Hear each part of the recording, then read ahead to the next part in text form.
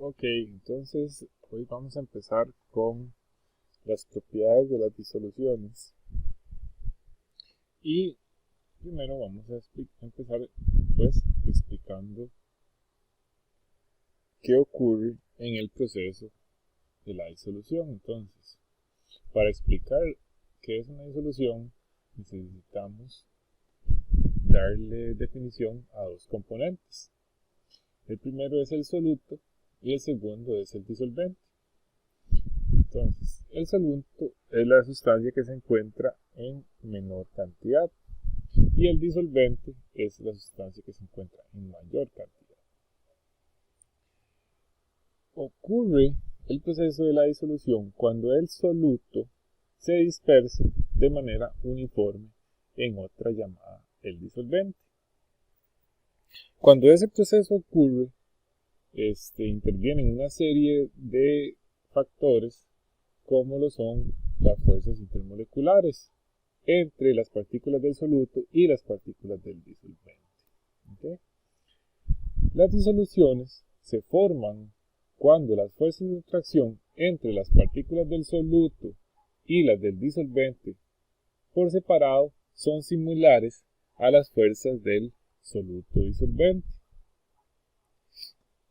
Si por ejemplo nosotros tenemos esta serie de partículas en azul, supongamos que son un líquido, digamos agua, y estas otras partículas que están muy juntas acá, digamos que es un sólido iónico porque se ven muy juntas, entonces, ¿qué debe ocurrir para que ocurra ese proceso de disolución? Deben romperse las fuerzas intermoleculares que mantienen unidas las partículas para que después se puedan dispersar las unas dentro de las otras. ¿Okay? Cuando ese proceso ocurre, se llama solvatación. Y cuando nosotros tenemos un disolvente que es agua, se conoce como el disolvente universal, ese proceso se llama hidratación, cuando el disolvente es agua. Hay una serie de cambios de energía relacionados al proceso de la disolución. Entonces, como les mencionaba, para que se dé ese proceso de disolución, las partículas tanto del soluto como del disolvente deben separarse y después mezclarse las unas con las otras. Entonces, esa serie de pasos que deben ocurrir, pues están involucrados ahí cambios energéticos. Entonces, el primer cambio energético es la separación de las moléculas de soluto.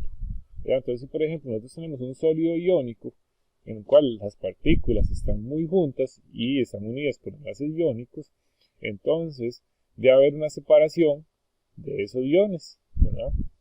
Otro proceso también que ocurre es la separación de las moléculas del disolvente, ¿verdad? Entonces las moléculas del disolvente deben separarse para darle cabida, ¿verdad? O darle espacio a las partículas de soluto.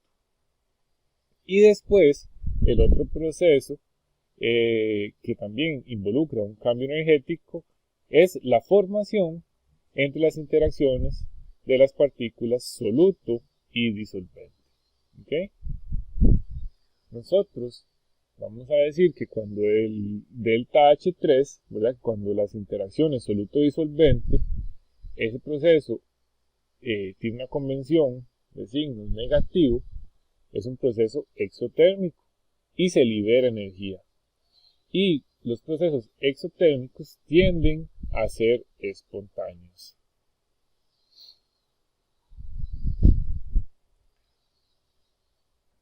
¿Qué es la espontaneidad? Es cuando un proceso se da por naturaleza, ¿verdad? Por forma espontánea. Es que ocurre, pues, como con naturalidad. Un proceso espontáneo, por ejemplo, nosotros podemos decir que cuando las partículas de soluto separadas y las partículas del disolvente separadas tienen mayor energía que las partículas de soluto y disolvente juntas, ese proceso es espontáneo. ¿Por qué? Porque hay un cambio de energía relacionado a ese proceso.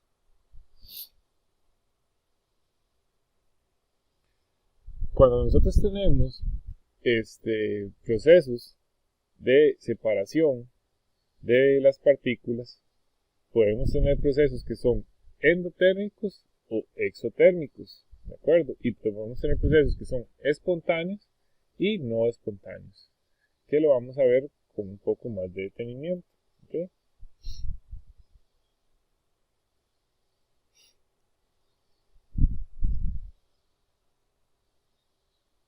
Cuando nosotros tenemos, por ejemplo, si ustedes ven acá, ¿verdad? Estos mismos puntos, el delta H1, delta H2 y delta H3, son los cambios energéticos que están involucrados en el proceso de disolución. Entonces, si el delta H3 es mayor que el delta H2 y que el delta H1, vean que aquí dice cuál es cada uno de ellos. Si el delta H3 es mayor que estos dos delta H, entonces el proceso es exotérmico. Significa que genera energía. Libera energía. Y normalmente esa energía se libera en forma de calor, que se ve reflejado en un aumento de la temperatura de la disolución. Cuando el delta H3 es menor que el delta H2 y el delta H1, ese proceso es endotérmico. Muchas veces sucede que cuando los procesos endotérmicos ocurren, pues ocurre una disminución de la temperatura de la disolución. Por ejemplo, si estamos haciéndolo en temperatura ambiente. O la otra cosa que puede suceder es que haya que agregar energía para que ese proceso ocurra, ¿verdad? Como es endotérmico, quiere decir que necesita energía.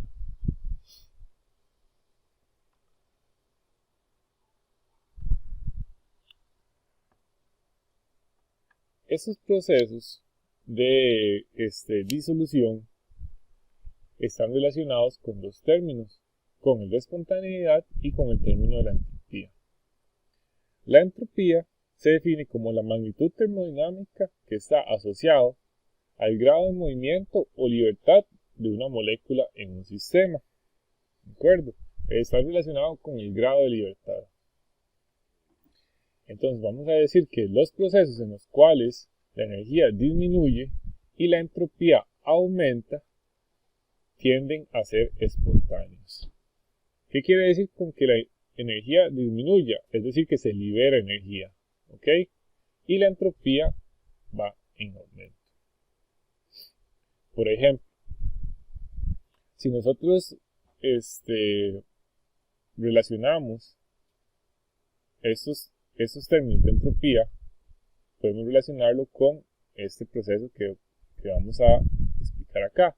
Tenemos dos sustancias, tetracloruro de carbono y hexano, separados por medio de una barrera, ¿verdad? Una barrera que no permite que se mezclen las dos sustancias. ¿Qué ocurre? Cuando nosotros eliminamos esa barrera, va a ocurrir que las dos sustancias se van a mezclar por medio de un proceso de disolución. ¿Ok? ¿Y a qué está relacionado eso? A un aumento en la entropía del sistema. ¿Ok? Porque hay un mayor grado de libertad de las partículas.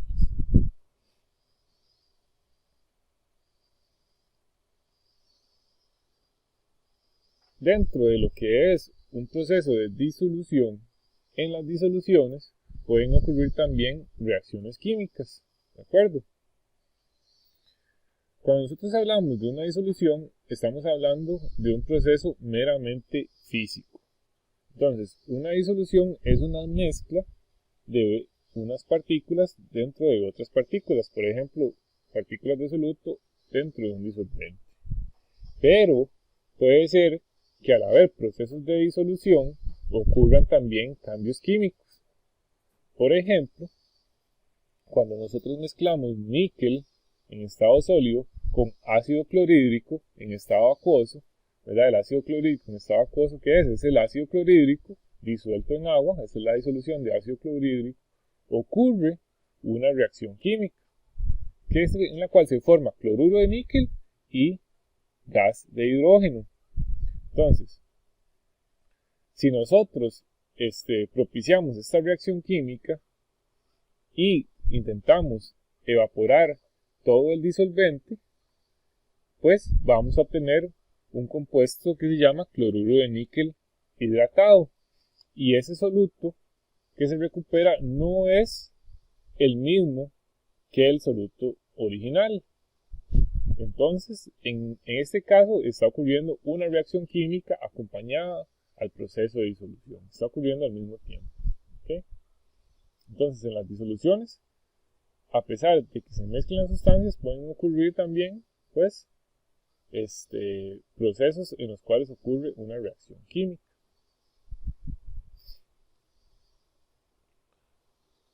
Dependiendo de la concentración del soluto dentro del disolvente, nosotros podemos tener una serie de disoluciones, que puede ser una disolución insaturada, disolución saturada o disolución sobresaturada.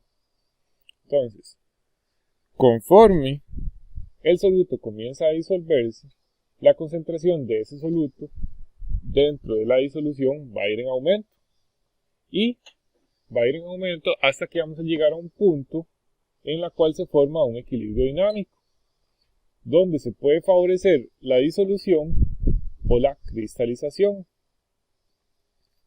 Entonces, tenemos un soluto y un disolvente que cuando se disuelve forma una disolución, a la vez que podemos tener una disolución en la cual se puede empezar a cristalizar el soluto y obtener un poco más de disolvente. ¿Okay? Nosotros podemos decir que una disolución en equilibrio con soluto no disuelto está saturada.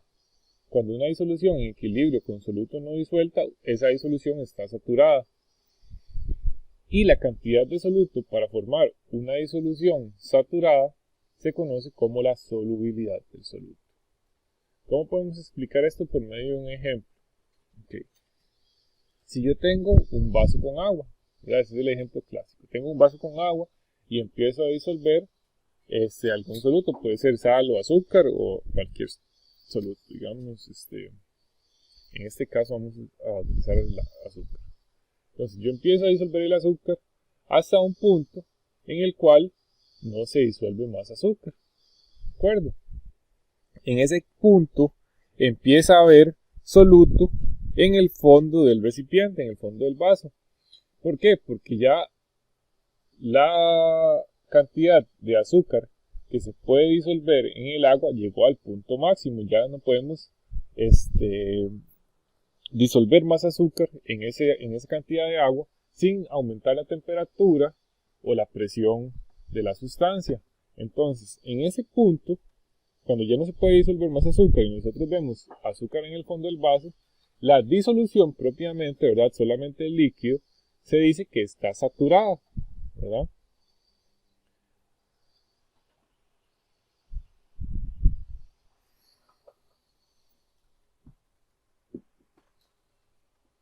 Si nosotros tenemos una disolución en la cual se puede seguir disolviendo soluto en el disolvente, en este caso nosotros tenemos una disolución que está insaturada, es decir, tiene menos soluto que la necesaria para saturar la disolución. Esa es la definición de una disolución insaturada. Y el otro concepto es una disolución sobresaturada, que es cuando se agrega más soluto del necesario para saturar una disolución. Es decir, cuando yo tengo disuelto mayor cantidad de soluto que en una disolución saturada. Ahora, ¿cómo se logra una disolución sobresaturada? Cambiando las condiciones de la sustancia. Por ejemplo, aumentando la temperatura y después disminuyéndola. ¿Qué pasa con las disoluciones sobresaturadas? Que, por ejemplo, yo puedo formar una disolución sobresaturada, digamos que tenemos ese mismo vaso con agua y azúcar, ¿verdad? A 20 grados Celsius. A 20 grados Celsius yo le agregué, digamos, 80 gramos de azúcar, ¿verdad? Ya después de ahí, ya no pude disolver más el azúcar. Pero, ¿qué puedo hacer para formar una disolución sobresaturada? Empezar a calentar ese sistema. Si yo aumento la temperatura, la solubilidad de la sustancia en el disolvente va a aumentar. Eso significa que yo puedo disolver más soluto del que normalmente pudiera disolver sin aumentar la temperatura. Entonces, si yo aumento la temperatura, puedo disolver más soluto. Si dejo que después ese sistema vuelva a la temperatura normal, ¿verdad? Digamos que le aumenté la temperatura a 60 grados Celsius, entonces pude disolver todo el soluto y después dejó que se enfríe, entonces volvió, digamos, a 25. Esa disolución está sobresaturada porque ahora está a 25 grados Celsius y ahí hay disuelto una mayor cantidad de soluto del que yo pude haber disuelto a esa temperatura. ¿Ok? ¿Qué pasa? Que a veces, si hay un movimiento o un disturbio en ese sistema, las disoluciones sobresaturadas tienden a cristalizar, ¿verdad? Como por ejemplo se ve acá, se agregó un pequeño cristal dentro de una disolución que estaba sobresaturada y ocurre el proceso de cristalización, donde en la disolución se separa el soluto y el disolvente.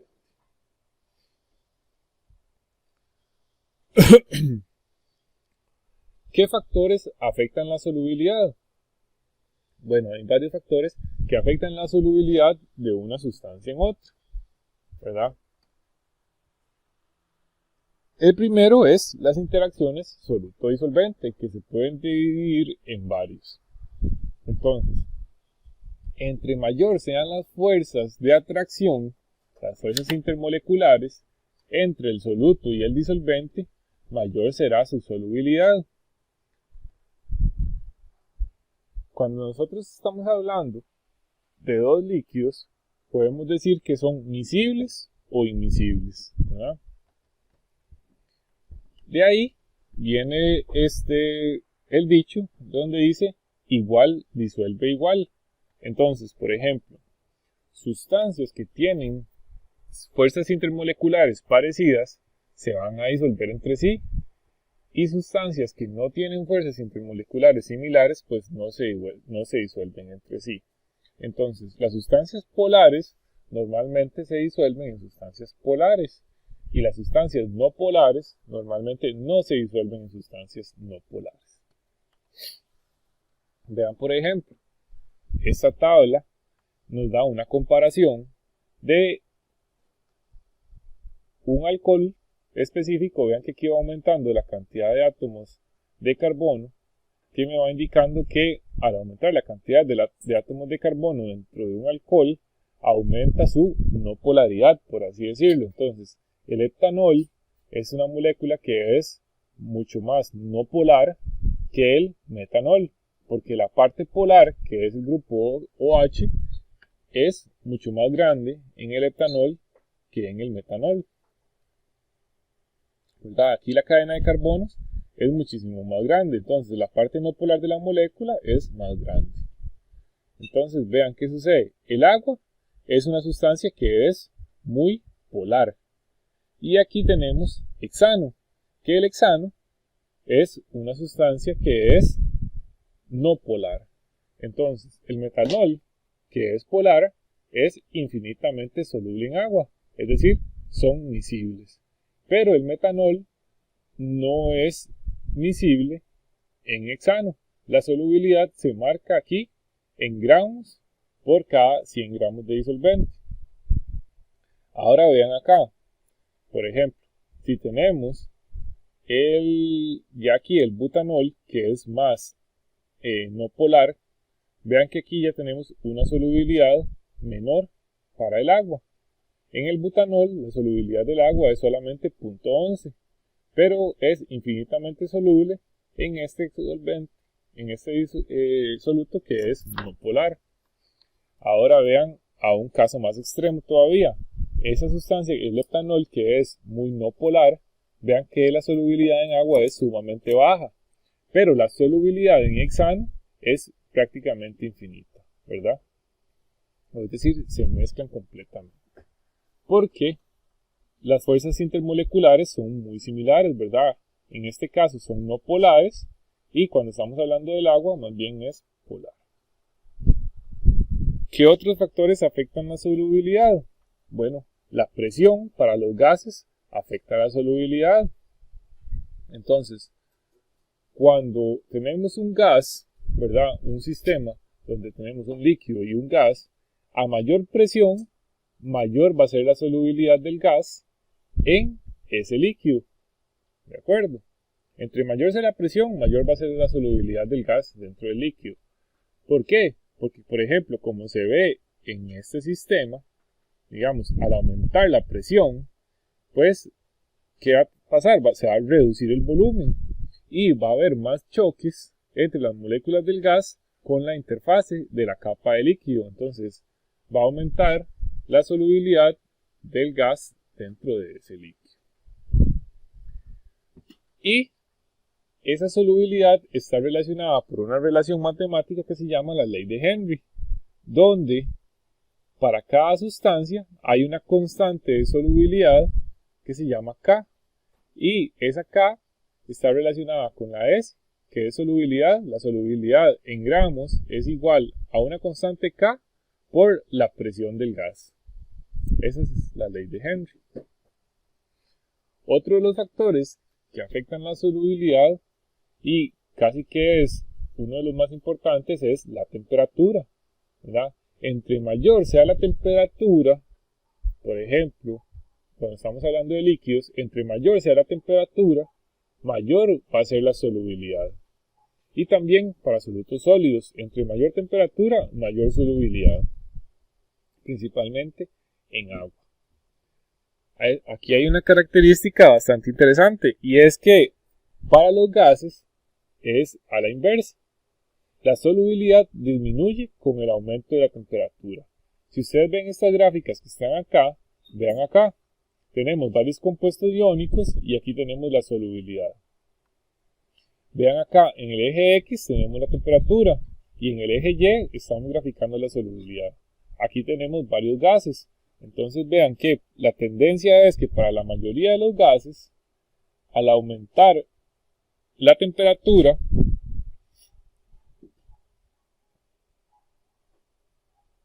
aquí estamos hablando de compuestos iónicos. En los compuestos iónicos, al aumentar la temperatura, también aumenta la solubilidad. Hay algunas excepciones, como el sulfato de cesio. Vean que para el cloruro de sodio el aumento es muy leve, pero algunos tienen un aumento prácticamente exponencial, como por ejemplo el nitrato de potasio, el cloruro de potasio también. Vean que estos son compuestos iónicos. Bueno, todos son compuestos iónicos, pero estos son monoiónicos. Para los gases, vean que tenemos gas metano, oxígeno, monóxido de carbono y helio. Vean que conforme el aumento de la temperatura disminuye la solubilidad de los gases. Aquí hay una característica que vale la pena mencionar, y es que vean que con respecto al aumento de la temperatura, este gas que tenemos aquí, que es el oxígeno, que es muy necesario para la vida, también disminuye su solubilidad. Entonces, ¿qué va a pasar? Que entre mayor sea la temperatura, menor va a ser la solubilidad del oxígeno en el agua. Y eso está relacionado directamente pues con la vida que puede generarse en esa disolución o por ejemplo en ese agua. Por eso, pues el Ministerio de Salud regula mucho la temperatura en la cual las industrias pueden verter agua a los afluentes, ¿verdad? Porque entre mayor sea la temperatura, pues menor va a ser la solubilidad del oxígeno. Y si hay menos oxígeno en el agua, pues eso contrarresta la vida de ese entorno. Por ejemplo, los peces necesitan oxígeno disuelto en el agua para poder respirar a través de las branquias, y así también otro montón de animales.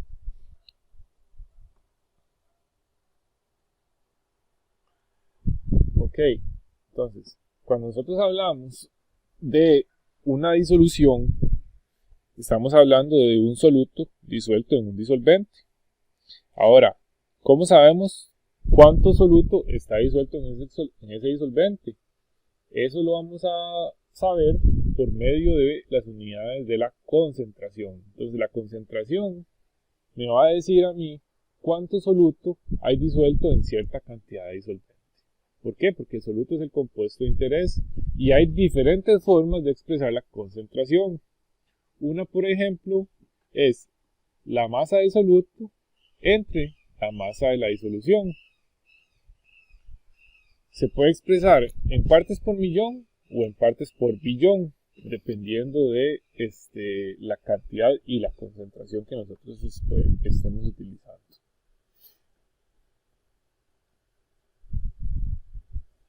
Por ejemplo, vamos a ver acá. Dice, se prepara una disolución disolviendo 13,5 gramos de glucosa en 0.1 kilogramos de agua.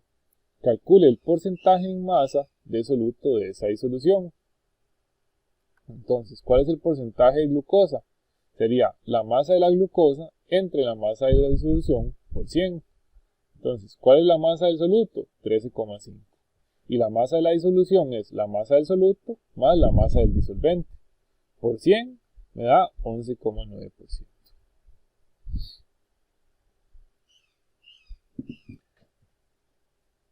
Dice el B, se determinó que una muestra de 2,5 gramos de aguas freáticas contenía 5,4 microgramos de zinc.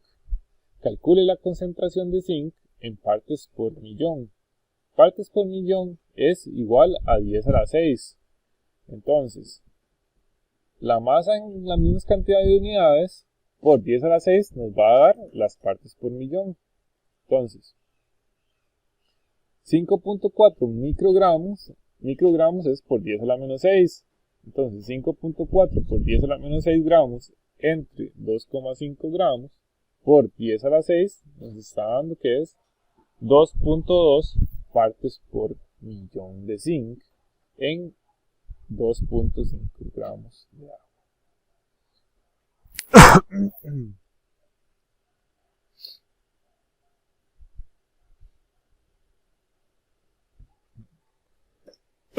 Bueno, otra forma de expresar la concentración es la siguiente. Vamos a verla por medio de este ejercicio. Tenemos 50 gramos de azúcar y 1 kilogramo de agua. Si disolvemos todo el azúcar en agua, ¿cuál sería la concentración en porcentaje de la disolución resultante? Ese sería porcentaje masa-masa. Y hacemos igual la masa del soluto entre la masa de la disolución. La masa del soluto es 50. La masa de la disolución es 50 gramos más 1000 gramos de agua. ¿De acuerdo?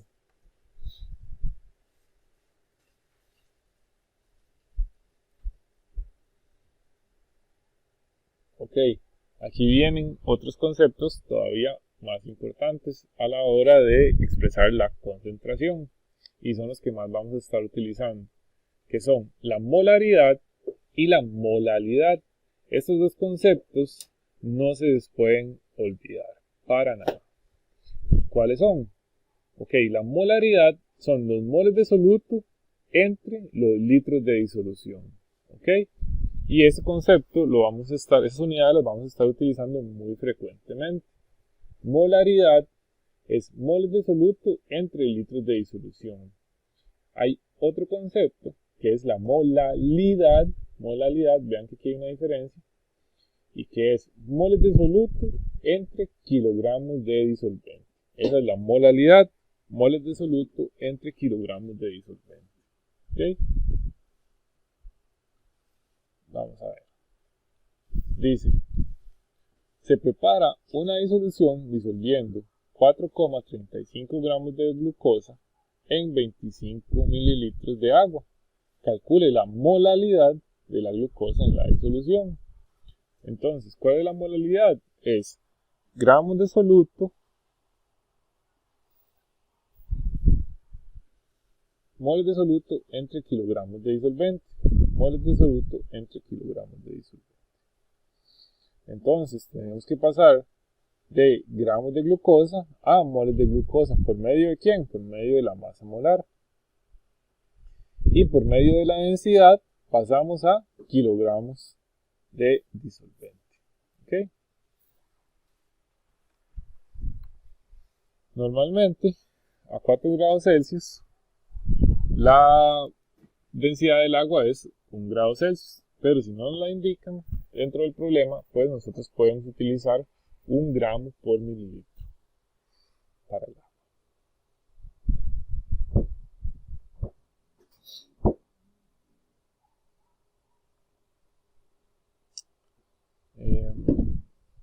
Por el momento vamos a dejar esta clase hasta acá y vamos a retomar el resto de la lección en otro video.